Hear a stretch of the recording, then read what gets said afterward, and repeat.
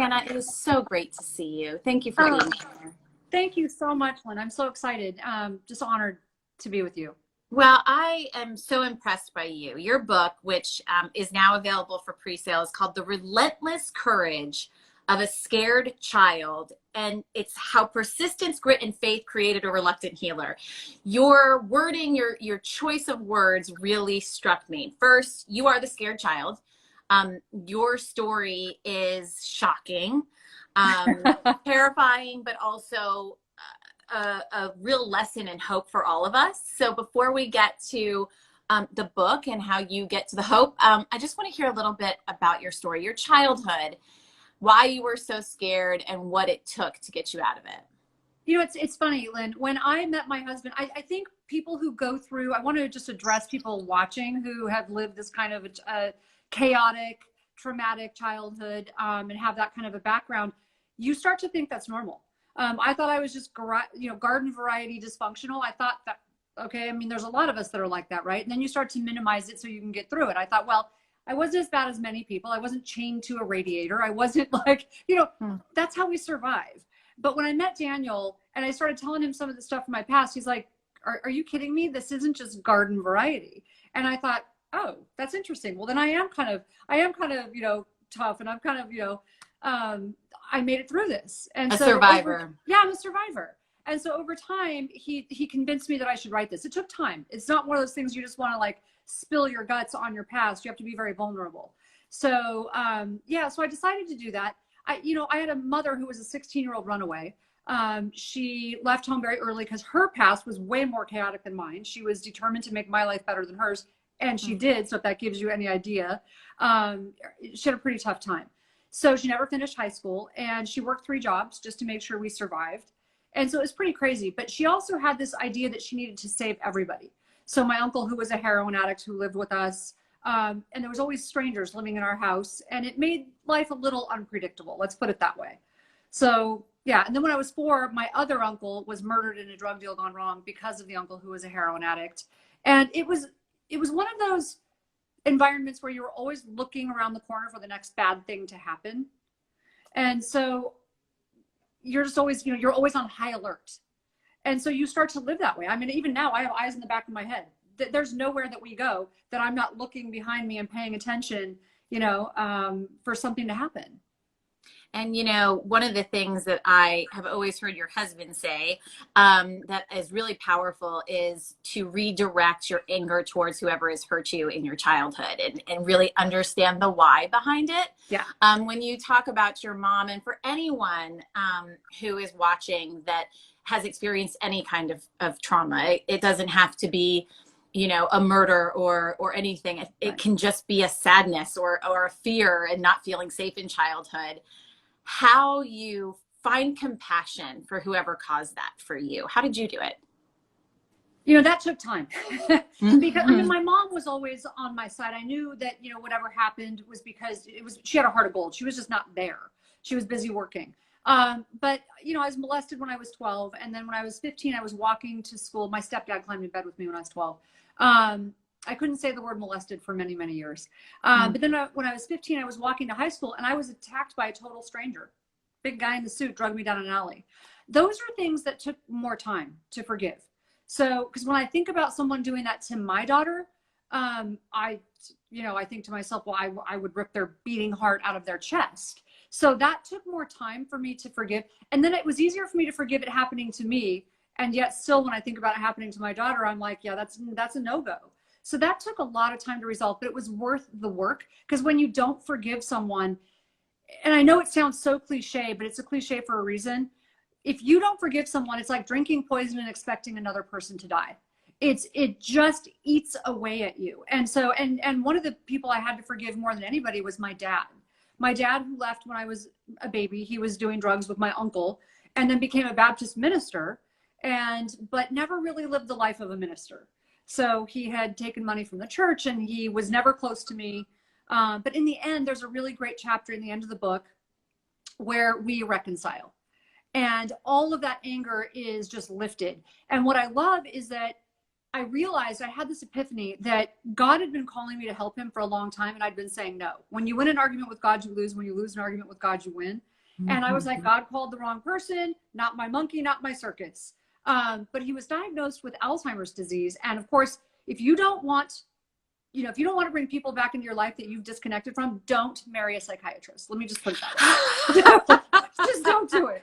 So Daniel kept insisting that he's like, I need to see him. We have to scan him. And I'm like, you don't know what you're getting involved in. My family is not like your family. My family is like Jerry Springer material. So he kept insisting. He finally wins. My dad didn't have Alzheimer's disease. So we end up now, fast forward, we have this opportunity because he didn't have Alzheimer's disease. He ends up being in my life sort of reluctantly, hence the reluctant healer. But I had this opportunity to heal our relationship. 5 years later, he's dying, but not anything brain related. He had leukemia, and he dies in my arms with me praying for him. And I realized that God had called me to do that. Yeah, the help was from my dad, but the healing was for me. God knew I needed to heal. And so if I had walked away from that opportunity, it would have been me that suffered. So sometimes we're called to help people so that we can heal ourselves. And I realized that it's happened over and over in my life. And I'll probably continue to argue with God. But it's just such an important lesson that I learned. I think that's a perfect segue to a comment here from Forever and For Always. I can't think of any childhood traumas. However, I have a hard time trusting and forgiving people. And that goes to my point of it doesn't have to be the twists and turns that you experienced. What advice do you have for people that haven't got there yet, that don't really know how to find forgiveness, that still live in their anger, still live in their frustration? I would imagine that's where some of your faith comes in. That's in the title. I hear that that's a pretty large part of your life. It is. And probably like a lot of people, faith was hard for me. There was a time where I left that journey because I thought, I got so depressed, and at 23, I got cancer, and I got so depressed that I wanted to die. And I thought, if there's a God, he doesn't love me. So why should I love him? And if God's like my dad, why should I love him anyways? And so I walked away from that path, but I realized how desperate and lonely I was. It wasn't hurting anybody but me. And so eventually I came back, and there was this revelation that I had. My dad's not God. People aren't God. People are people. They're human. And so I'm not going to lie. I'm not going to say that it happened overnight. It didn't. I mean, I did years of intentional work to make that happen, to let go of that anger. And it was just so worth it because I just am in such a different place now. And I stepped back, and every time it got difficult, I asked myself, what kind of a person do I want to be at the end of my life? How do I want to be remembered? What kind of a mother do I want to be? Do I want my child to go through the same kind of life I had? Because she will if I don't do this. And so that's really what motivated me. Was I was so determined to be a better wife, a better mother, a better person at the end of my life. It wasn't because I was just so strong and such a great person. It's because I just kept asking myself, what kind of person, what kind of mother do you want to be? Because you're not that person right now. And so anyone who would follow you on Instagram, though, Tana, would see this beautiful woman, successful, married to this successful doctor, achieving so much. And I know you've even heard from people who have prayed that they could have the strength that you have. They're surprised, I know, to read this book, to learn all that you've gone through. I know you're only scratching the surface, which is shocking for many of us as we're just hearing it. But it's almost like it doesn't have a face. Trauma doesn't have a look. It doesn't. And anyone, even you, can experience it. How do you try and communicate that to people? So yeah, that's interesting. So I, for a long time, actually felt guilty because when I got cancer, I was told my cancer wasn't terminal. It just kept coming back. It kept recurring. And I went into this very, very deep depression. And then I had this guilt because I was overwhelmed with guilt. Besides being so depressed that I would pray that I would die, I just kept praying that a truck would hit me or end it because it was just, I was wasting oxygen on the planet. I realized that I felt so much guilt. I'm like, I can't even get cancer right. I can't get cancer in a way that makes sense because I felt bad that I felt bad. I felt bad for being depressed because other people had it worse. And so if I could tell people anything, it's like, have some grace with yourself. Just be merciful with yourself. We all experience life very differently. I mean, it's so complicated. At Amen Clinics, we look at what people are going through 4 lenses: biological, which is your biology, your hormones, your brain health, what's going on inside of your body, your psychology, how are you thinking, what's happening with your thought process. Your thoughts lie, they lie a lot. So how much discipline do you have around that? Your social circle, which really matters. Who are you hanging out with? Who are you spending time with? Because people are contagious. And the spiritual people live 11 years longer. So if one of those tires goes flat, that car might drive for a while, but it's not going to drive well. But if more than one goes flat, that car is eventually going to crash. And so, my car flipped. And it's not even that I was like ready to take this on. It's that I didn't really have a choice. I was the queen of facades. I had this great facade on, do the hair, do the makeup, don't let anybody see you sweat, like just make sure nobody sees it. But then I realized just how lonely that is. It doesn't help anybody. So yeah, if you look at my Instagram, I'm actually not that great at taking Instagram photos like everybody else. But yeah, we all have this life we present. But the truth is there's a lot behind that. And I am pretty honest about it. I mean, in the book, I'm very honest. In our podcast, I'm pretty honest about the struggles.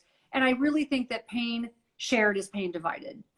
Yeah, I think even in the title, the Relentless Courage, this is not something as you described that one day you woke up and you decided to do this. This sounds like a lifelong journey that only now you've gotten to a place that you can either share it, embrace it, accept it. It takes that persistence. What does that persistence look like? What were all of those years like before you got to this point? A train wreck, actually. So, just being honest, there was a point where it was just a train wreck. I'm like, this is not life in oncoming traffic. I mean, this is not life in the fast lane. This is life in oncoming traffic. It was bad. But it's just worth the fight. And it's why I chose the metaphor of a warrior. I chose that metaphor of a warrior for that reason. I practice martial arts. I love it. I've been practicing for a very long time. But one of the reasons I went on that journey was because I thought when I was at my weakest, when I was really depressed, I thought, what is the opposite of me right now? I mean, I consciously picked that up and I was like, what is the opposite of me? Who does this well, right? It's a warrior. Warriors are always prepared. They train all the time. They don't show up on fight day and just expect to win. They train every day. They're aware, they're prepared. And that's what I started thinking like that.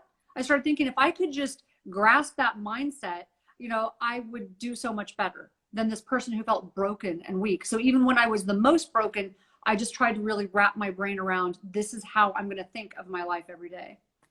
How much has your marriage influenced that? I opened up this Instagram live explaining how I met Dr. Amen at the Amen Clinic. I had my brain scanned. It was just for a segment. We were going to do a 2-minute piece. I was so taken by the knowledge and the information that I felt so many people needed to know. We did an entire brain week. And it was a huge success. I've continued to really find a friendship in Dr. Amen and your family. You are just incredible people. How much of that plays a part in how you've been able to enter this new chapter? So I should start by saying I was not a patient at Amen Clinics. It's very important that I clarify. Although my husband tells people that I was an ongoing project, but so yeah, it played a big role. My husband, if you have ever met him or seen him, even if you see him on his Instagram live, or if you see his Facebook chats or whatever it is, he really is that person. I mean, that he just is who he appears to be. I actually almost canceled my first date with him when I found out he was a psychiatrist. I wanted zero to do with a psychiatrist. I'm like, I am not going to date someone who's going to psychoanalyze me. I'm not doing this. But it was a love story. It was the first time in my life I felt 100% safe to share the worst things about me. And he didn't think they were that bad. I'm like, and I tried to do him a favor. I'm like, look, I'm doing you a favor. Go away. You don't want part of this. I promise you, right? This is not something, I kept telling him that. He's like, let me decide that. And so just over time, I felt so safe. And he kept introducing me to different vehicles, if you will. So he introduced me to Byron Katie, which was just a huge treat. She has a process that she calls the work. It's 4 questions that really turn your life inside out. And then his first gift to me was 10 sessions of EMDR. I'm like, okay, who gives, only a psychiatrist gives their first gift to therapy, right? But I felt felt so safe with him. And it was in that safety that I realized that the things that I thought were really ugly, the things that I thought were, I needed to hide from the world. I'm going to get emotional. He just loved me more because of them, you know, and it is about, I mean, fit matters. And I don't know that you have to have that in your life in order to heal. I don't think that's true. But I'm not going to say it hurt. Yeah. It is really, when you say just a love story, I mean, that's a really simple but beautiful way of describing it. You know, I have this Instagram live. I call it All Good Things because my whole point of this is to inspire, to educate, to leave people fuller. It's not to talk about bad things, but in this case, it's talking about the bad things because of what it led to. Right. It's about giving people the hope. And that's where I really want you to talk a little bit about where you get to in this book of how you found hope, how you can share it with other people, because I think a lot of people need it right now. So I finally got to this place of doing enough healing on my own. And I thought, okay, I'm doing so much better. It wasn't until I was challenged that, you know, I think that that's true a lot of times in life. You get challenged, and that's when you realize what you're really made of. It's like, oh, I train, I work out, that's all good. But then when you're challenged with something physically, you know, you end up in the hospital or you get hurt. That's when you really realize how strong you really are, right? So that's what kind of happened with me. I did a ton of work. I was like, I'm doing good. And then all of a sudden, God started putting all these challenges in front of me. And he was like, no, this is why I wanted you to get well, because I have work for you to do. And at that point, I was like, no, I'm not ready to do this. Like, I just got well. That's enough. And it was like, God was going, no, it's not. Like, there's work for you to do. I have a purpose for you. And so I couldn't have known back then that the pain that I felt, the almost wanting to die, like it's a depression is a pain. Like anybody who hasn't experienced it, we throw that word around so easily, but the truth is it's brutal. It's just brutal. You want to just get out of your skin. You can't. You can't get away from it. And I couldn't have known that lack of hope, that just sheer bottom of the pit, if you will, was going to be the platform for me later of turning pain into purpose. It's what I use now to help people. It's the fuel. And so if there's anybody really suffering in this moment, that's one thing I would really tell you. Please don't give up. Because that pain to purpose is some of the most joy. That's like the biggest joy you will find in life, when you can finally make that turn and you can share it with someone else. And it's not just about you, you know? So one of the things I teach my daughter is when things are not going well, you know, the last 6 months have been pretty wonky for kids. And so we've got 3 teenagers in the house. We ended up adopting our 2 nieces, bringing them into our home right before quarantine. And, you know, when they start to go off track, it's like, why is the world a better place? Because you breathe. Because that takes it from poor me to I have a responsibility. Why is the world better? Because I'm in it. Like, what are you doing to make it better? Nobody told you life was going to be fair, right? Fair is a place with bad food and farm animals. But what are you doing to make this world a better place? And so it was worth that journey because God had those things in store for me. Yes, I did the work on myself. And that's when it really got hard. So at that point, that's when the challenges were put in front of me. But that was the biggest payoff. And that's the thing that you can't really explain to anybody. It's like, I always think of it, I equate it to working out. You don't get stronger, you don't get in better shape by not lifting heavier weight. You got to lift heavy weight, right? In order to really strengthen that muscle. And that's kind of what those situations were like. I think of them as training. I think we are all working as parents to try and teach our children that right now, especially about how disappointment, how pain, all of that. We've all experienced it. No one by our age is free of failure, perceived failure, or disappointment.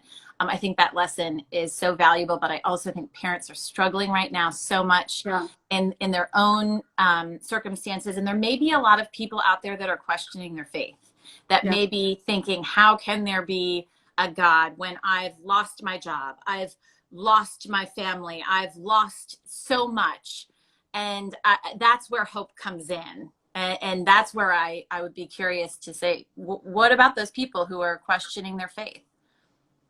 You know, faith is a tricky thing. It's a personal journey. But I will say I've been there. I mean, I literally within Within 2 months, I was diagnosed with cancer. I had the world by the tail. Like life was going the direction I wanted it to go. Finally, I was in my 20s and I finally felt like everything was turning around from my childhood. And then bam, my mom had brain surgery. I had cancer. I had to quit my job. I had to drop out of school. I ended up filing for bankruptcy and I went into this wicked depression.